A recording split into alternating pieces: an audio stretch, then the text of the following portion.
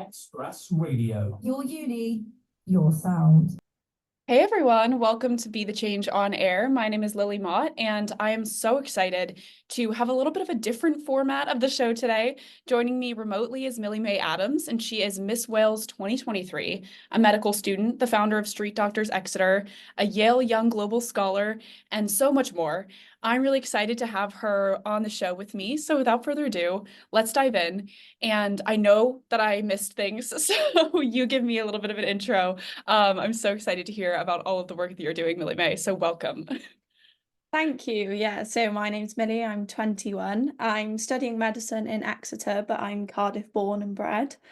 Yeah, and I'm Miss Wales. I'll be going to Miss World soon. I founded Exeter Street Doctors, and I'll go into that a bit more, I'm sure. And I'm also an advocate for a domestic violence charity in Wales called Calan.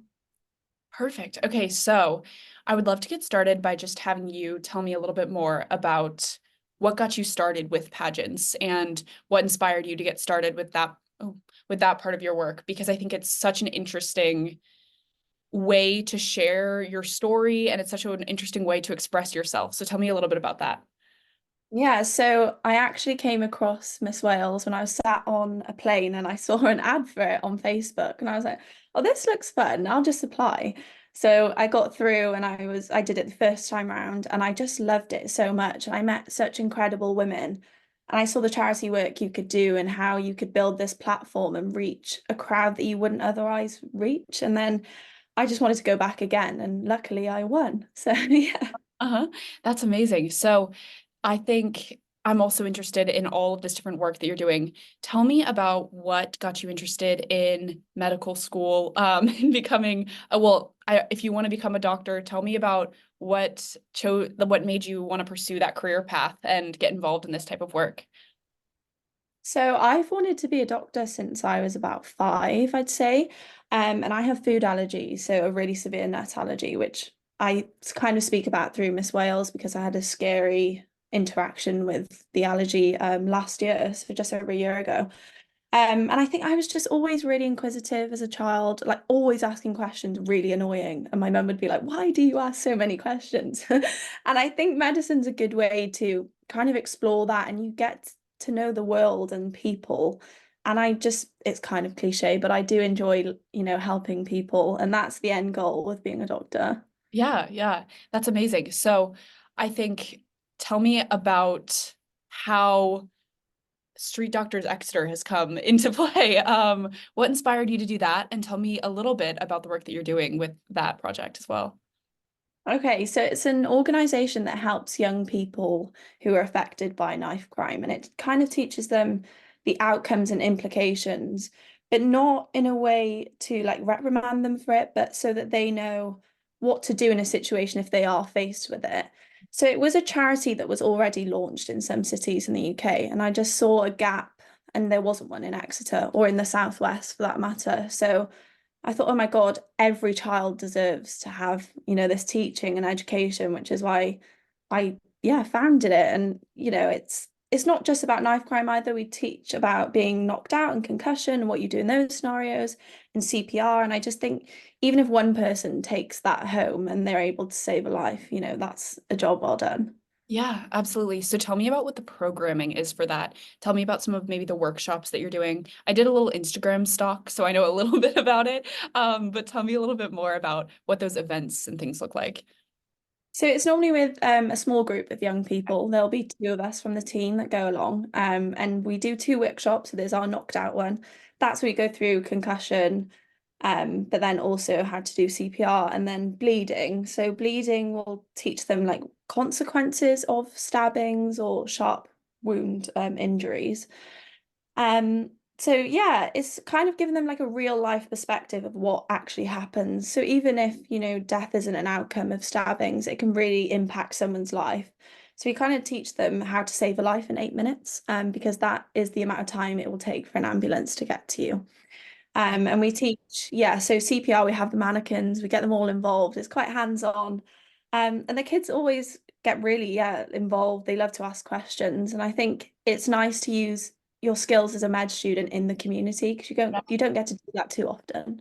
Yeah, absolutely. So I think that's so interesting. Can you explain a little bit if there are listeners? I know this is a very tricky topic, and I don't want to put you on the spot, but can you tell me a little bit about kind of knife crime in the area that you're in the UK in general? I know that I have some listeners in the US, for example, and for us, it's gun violence, which is also very unfortunate. Can you just talk about kind of growing up with maybe that issue in your life, being a young person and having to deal with that issue and just being aware of it? Can you just explain kind of that issue when it comes to living life in this country, in Wales and in England, and just give a little bit of context for that issue? Yeah, so it's one of the most increasing types of crime. So as you said, there isn't access, well, as easily access to guns here in the UK. However, there is to knives. And many young people lose their lives to it each year. And where I am studying in Exeter, Devon is perceived as a really low crime area. And then within a month, two people died from a stabbing incident. So it just shows you that it does happen everywhere. And, it's not just the impacts of the individual, it's their whole family are affected by that grief. And I grew up in somewhere that's considered less wealthy in Cardiff. So it's something I encountered quite a lot growing up. And it's just a way of like these groups and youth groups offer an alternative path for children and young people who are otherwise going to go down it. So if we can kind of counteract that when they're younger, it's a good way to, make communities safer.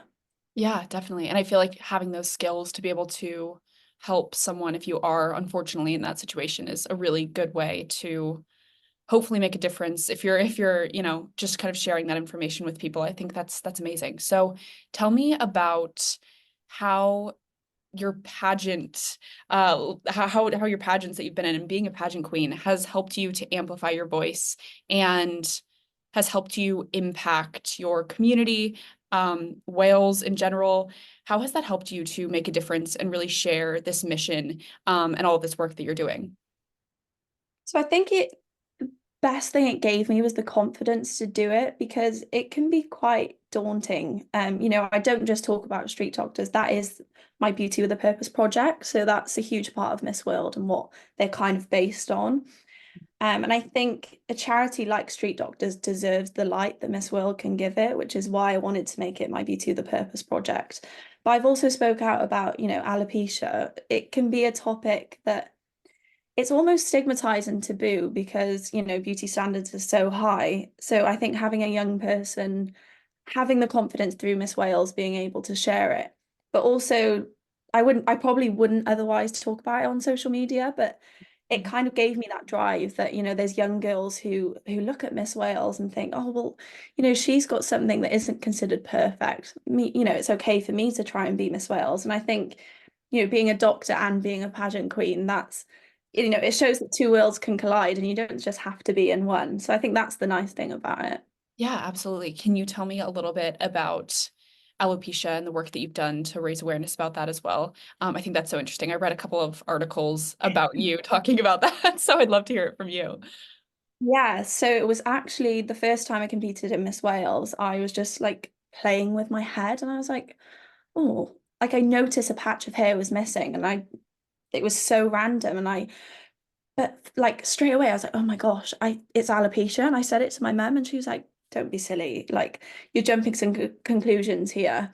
And I just knew it was. And I think it was after I'd been quite unwell with COVID and other stuff like that.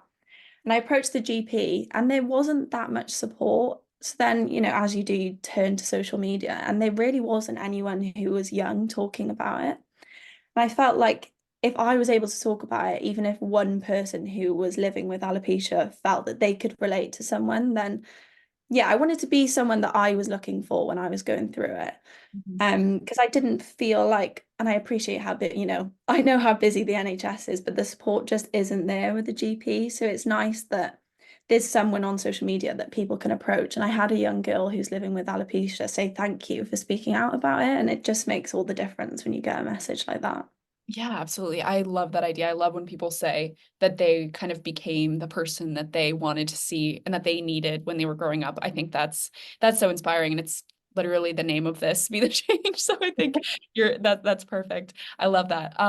So tell me about what's kind of next for you as Miss Wales, as you're doing school and as you're doing all of this work. Tell me about what you're excited about looking to the future. I'm obviously very excited to go to Miss World Yeah. because it's just like such a crazy opportunity, and I can't really comprehend it at the moment because Darcy's there.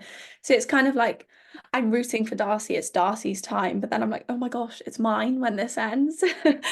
So yeah, I've got that to look forward to, but also I launched Medic Millie Mondays, which is a series that I'm going to keep going up to Miss World. So I'm kind of planning that all the time while doing med school. So it's a bit of a juggle, but I wanted to do all of it, and I'm very lucky to be able to do it all.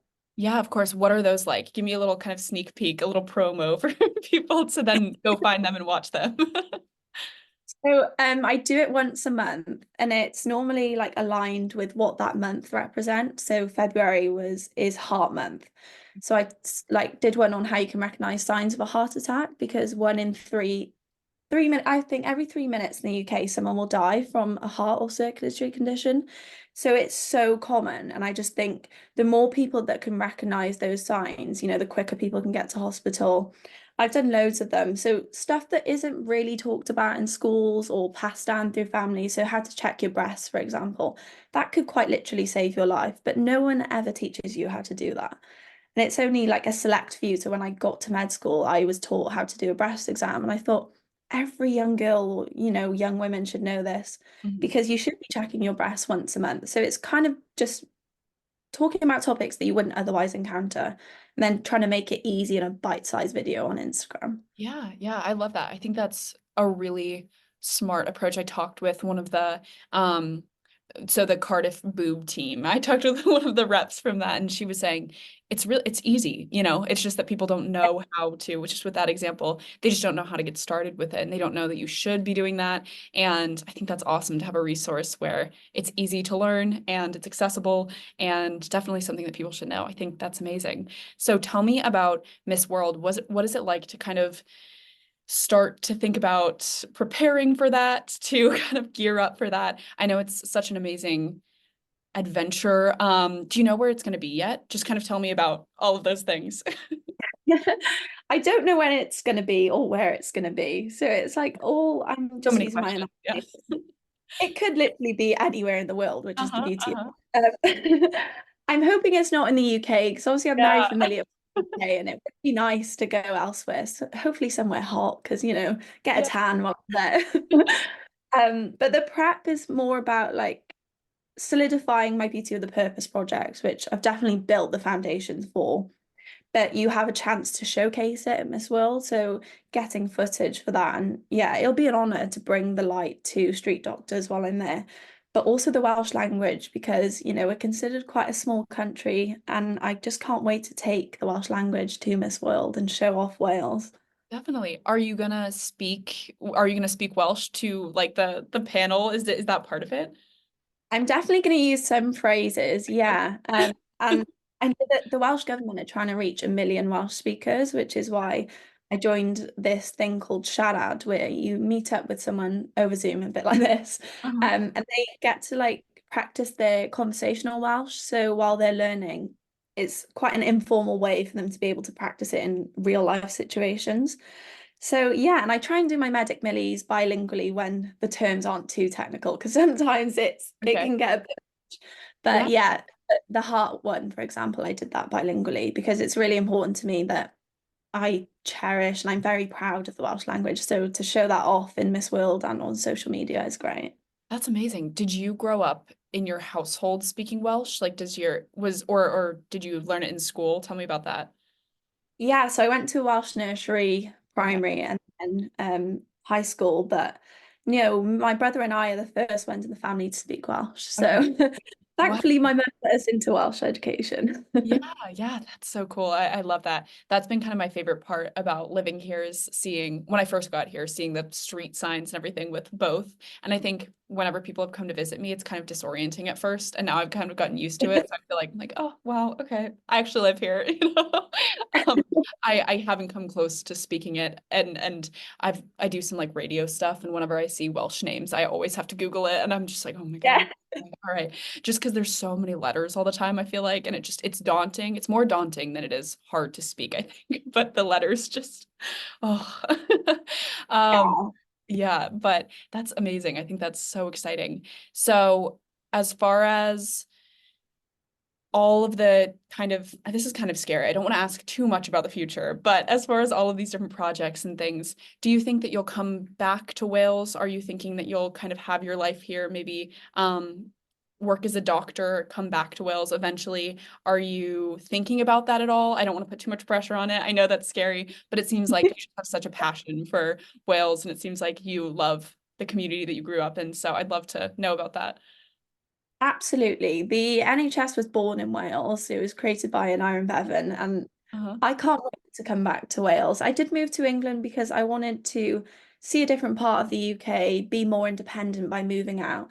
And it's been a great experience to live in England, but I'll definitely be coming home for my foundation years. And I plan on staying then. But it's a bit all over the place with applying for specialty training. You can be shipped off anywhere of the UK, but the end goal is to be in Wales. Yeah. That's awesome. That's so nice. So I have one more question for you. Lots of young people, especially people who are in university, people who are younger, want to create change, want to make a difference, but they may not know how to get started with that work. What advice do you have for those people who may be listening? I think to be like authentically yourself, and if you find your niche, and it can be quite easy to find your niche if it really matters to you. And then I think just if you're someone who likes to make diagrams about it and then post it on Instagram. If you're someone who likes to speak, so I could speak for Wales, so you probably can tell this from that. So I thought like a video format is good for me. If you're someone who's good at TikTok, make TikToks, or even just going into your community and talking to people. I think, yeah, just talking to people is a good way to start. And then once you've, yeah, found your niche, you can go wherever you want with it. And I think just not limiting yourself, the sky is the limit. So if you just aim high and just speak to people, yeah, reach out on social media, that would be my advice. Yeah, definitely. I think there are so many opportunities, and I just think it's also amazing advice, like you were saying, that all of this work that you're doing, you kind of became the person that you would have liked to see when you were younger. And I feel like that's great advice in itself, where it's like, if there's someone that you wish that you could have talked to when you were younger, and if there's Instagram content that you wish you would have seen, you create it, you know? I think your story really speaks to that. What are the best ways for people to follow along with you and all of the work that you're doing? Through Instagram would be great. So my is Millie-Mae_Adams, but also the Miss Wales Instagram, because that's where I showcase lots of the Medic Millies and then my journey to Miss World. And then while I'm in Miss World, you can see all the glitz and the glamour of Miss World. That's amazing. I think that it's also, I guess Darcy has been posting on the Miss World Instagram now, right? And then you'll take it over when you go to Miss World. Yeah, It's there's a little bit of a crossover right yeah. now. I love it because I get to see both of your content. It's so exciting. I love it. I'll definitely plug that when this gets posted on the podcast feed. Thank Thank you so much for coming on. This was so much fun. And thank you to everyone who's listening. If you want to talk about anything I mentioned, please reach out to me by email at lily@bethechangepodcast.org or on Instagram at bethechangepodcast. And next week, I'm going to be joined by representatives from Cardiff Star, which is a student-led organization taking action for refugees. So listen live to that episode at 5 p.m. next week. But until then, be the change you wish to see in the world. Bye, guys. Thank you so much. This was so fun. you.